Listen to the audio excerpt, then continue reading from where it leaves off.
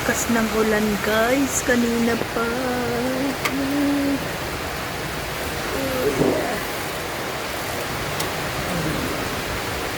Ayun, basa na tuloy.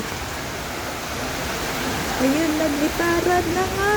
Kanina, lakas-lakas ng ulan guys. So, konti na lang. Ayun. Ito sa harapan ng aking apartment. Yung sasakyan. Hindi ko na i-video kanina guys kasi natatakot. Natakot ako. Ayan. Medyo lumiliwanag na pero kanina sobra. Medyo okay na siya. Patignan nyo guys. Masok yung tubig na from sa kalye. Sa kapitbahay. Ayan, medyo lumiliwanag na. Silip ko sa inyo guys yung sa likuran namin. Look. Ayan. Ito yung sa likuran namin. Ayan. Daming malunggay sa paligid. Dami din katuray. Dami silang mga halaman. Gusto na kamote. Tapos may mga pato sila. Ayan. Hanggang doon yan guys. So, layo.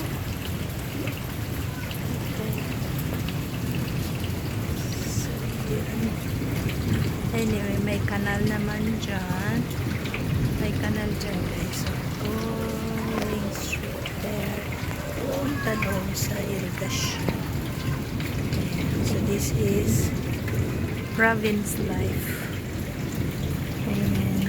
So, kumukulog pa rin. So, basang-basa dito sa likod. So, dito yung likod. So, dyan na aking mga washing machine. Aking double burner, aking mga labahan. So, ito yung likod ng aking apartment. Ito ako nagluluto. Single lang kasi single naman ako. Char! Nakita ko lang yun sa likod. Kumukulog pa rin. Yung ganda dito. Sinarahan ko siya. Tama lang.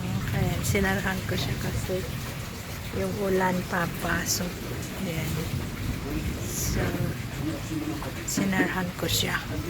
Ayan. Narahan ko siya dito. Tapos, kita niyo yan. Kita niyo yung exhaust dyan. Yan yung sa portable aircon ni Prince Rio. Ayan.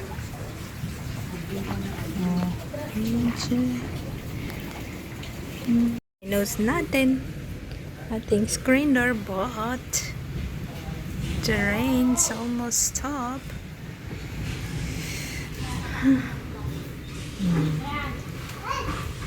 So, naglilimas sila sa kabila. Kasi, naglilimas sila guys sa kabila kasi pumasok yung tubig kasi sobrang lakas. Kaya hindi ko na i-vlog kanina as in super duper lakas.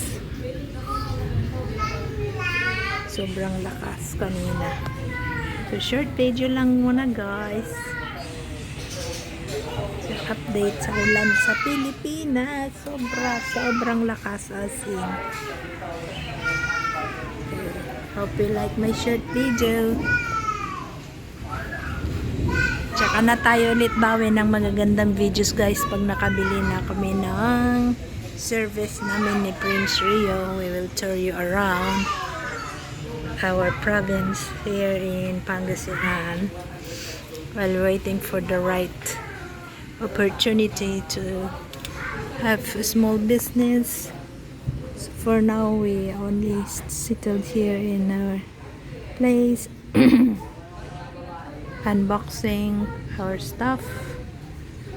Imagine guys, I got 11 boxes that I have been sorting out. So it's very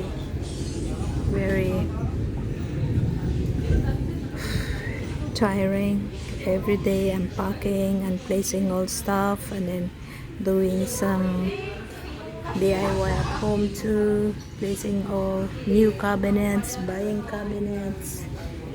some furnitures, and also setting up the aircon, the AC. That's our life. Prince Rio, look what happened to our door because it's so windy. See the black things. So yeah, no.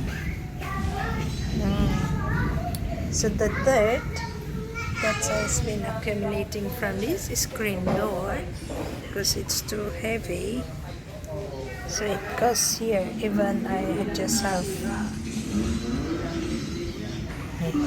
So now we don't need to switch on the AC now because it's cooler.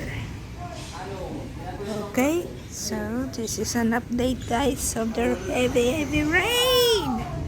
Anyway, we are inside our house. So thanks for watching, guys. This is just a short video of our update life in Philippines. Love you all, guys. Thanks for watching.